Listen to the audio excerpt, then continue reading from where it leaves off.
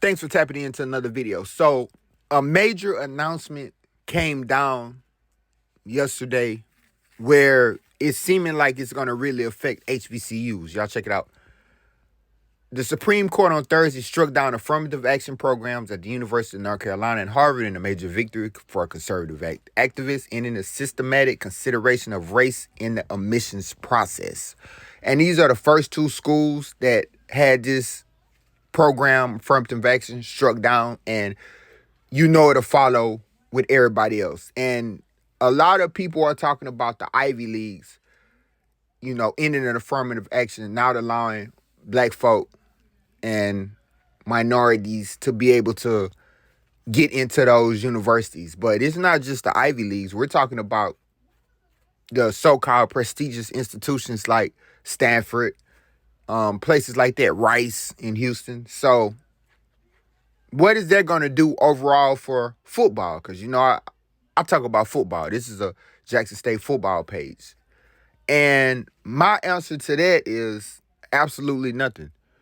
When it comes to your 4 and 5 stars, your 4 and 5 stars that has great grades, Stanford is still going to be beating down their door. Rice is still going to be beating down their door.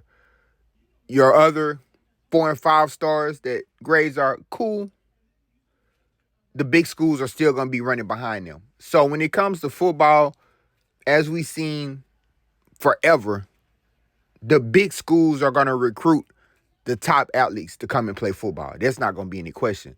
But when it comes to like the top performing black high school kids, those same universities are going to possibly tend to overlook those kids that have some of the highest GPAs around. Maybe taking a token here and there, but now with this big ball dropping, now they don't have to accept a certain amount. It's not a certain amount of minorities, black folk, that they got to bring in there. They can just be like, nah, well, they don't meet this, or they don't meet that, or they don't meet this.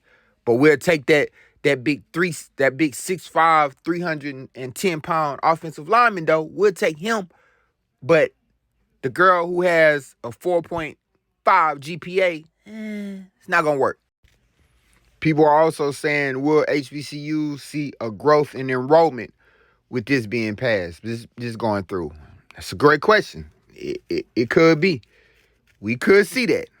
Only time will tell how that goes out. But y'all let me know what y'all think about this in the comment section.